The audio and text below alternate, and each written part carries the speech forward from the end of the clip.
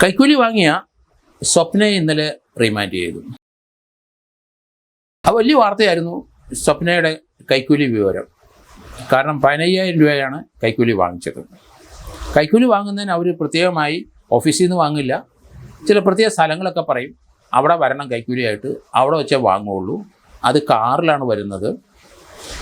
കാരണം വിജിലൻസും പോലീസോ ആരും പിടിക്കാതിരിക്കാനും മറ്റുള്ളവരുടെ ശ്രദ്ധ ഉണ്ടാകാതിരിക്കാനും ഓരോ സ്ഥലങ്ങൾ മാറി മാറി പറഞ്ഞ് അവിടെ കാറിൽ വെച്ച് കൊടുക്കണം.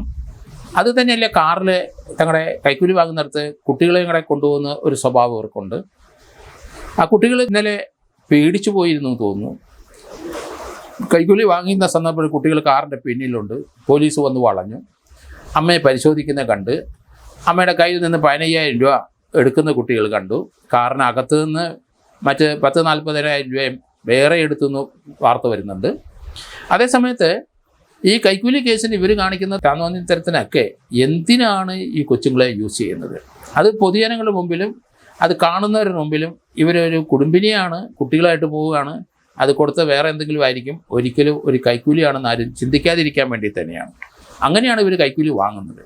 ഇന്നലെ അവർ ഒരിക്കലും പ്രതീക്ഷിച്ചിട്ടുണ്ടാവില്ല ഈ കൈക്കൂലി വാങ്ങുമ്പോൾ പിടിക്കുമെന്ന്. കാരണം അതിബുദ്ധിമതിയാണെന്ന് അവർ കരുതിയത്. കാരണം വിജിലൻസിന് അതിൽ കൂടുതൽ ബുദ്ധി ഉണ്ടല്ലോ.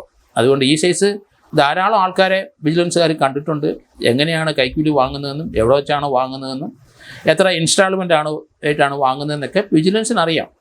കേരളത്തിലെ കൈക്കൂലിക്കാരുടെ ലിസ്റ്റ് വിജിലൻസ് ചെയ്യുന്നുണ്ട്. എല്ലാ ഡിപ്പാർട്ട്മെൻറ്റിലും ആരൊക്കെയാണ് കൈക്കൂലി വാങ്ങുന്നതെന്ന് കേരളത്തിലെ വിജിലൻസിൻ്റെ എല്ലാ ജില്ലകളിലുള്ള ഓഫീസേഴ്സ് കണക്കെടുത്തിട്ടുണ്ട്.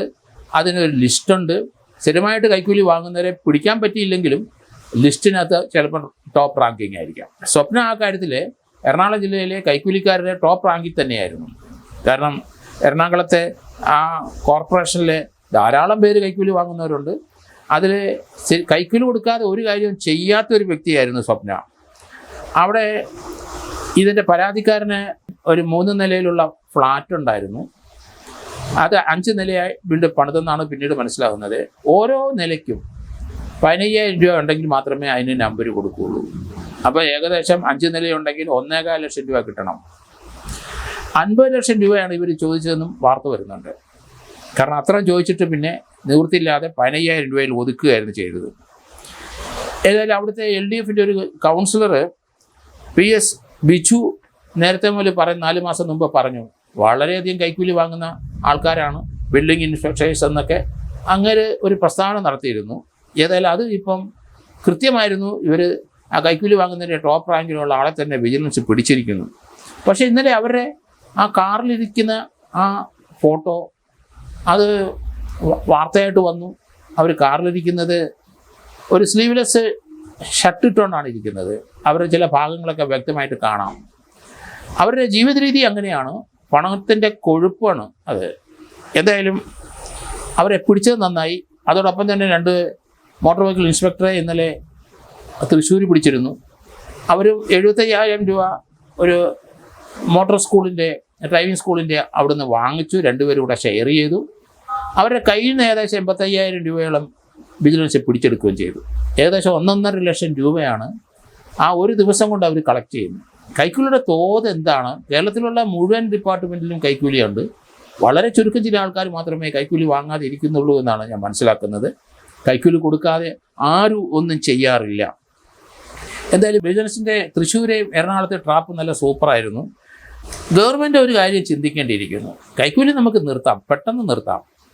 കാരണം ഒരു FIR എടുത്താൽ ഒരു ഫിനോപ്തലിൻ പൊടിയിട്ട് പിടിച്ചു എന്നറിഞ്ഞാൽ അങ്ങനെ ആരെയും നമുക്ക് കളവായിട്ട് ഒരാളെ കയറി പിടിക്കാൻ പറ്റില്ല. അങ്ങനെ പിടിച്ചിട്ടുണ്ടെങ്കിൽ FIRനകത്ത് പ്രതിയായിട്ടുണ്ട്, അവരെ അറസ്റ്റ് ചെയ്തിട്ടുണ്ടെങ്കിൽ അവരെ ഇമ്മീഡിയറ്റ് ആയിട്ട് റിമൂവ് ചെയ്യാനുള്ള നടപടി എടുക്കും. സർക്കാർ എടുക്കണം അങ്ങനെ ഒരു തീരുമാനം. കൈക്കൂലി നിർത്താൻ അതേ മാർഗമുള്ളൂ. അതോടുകൂടി കേരളത്തിലെ കൈക്കൂലി നിൽക്കും. സർക്കാർ ഉദ്യോഗസ്ഥന്മാർ കൈക്കൂലി വാങ്ങിച്ച് പിടിക്കപ്പെടുന്ന ആ നിമിഷത്തിൽ തന്നെ അവരെ സർവീസിൽ നിന്ന് റിമൂവ് ചെയ്യണം.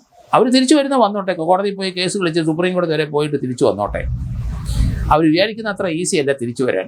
അതുകൊണ്ട് കൈക്കൂലി വാങ്ങുന്നവരുടെ കേസ് നടത്തി വർഷങ്ങളോളം അവരെയും ടാക്സ് ചെയ്ത്, അതുപോലെ പോലീസ് വിജിലൻസുകാർ ആ കേസ് കോടതിയിൽ നടത്തി വർഷങ്ങളെടുക്കും. അവരെ ശിക്ഷിച്ച് കഴിയുമ്പോൾ അതിന് ഹൈക്കോടതിയിൽ പോകും. അപ്പോൾ അത് വേണ്ട.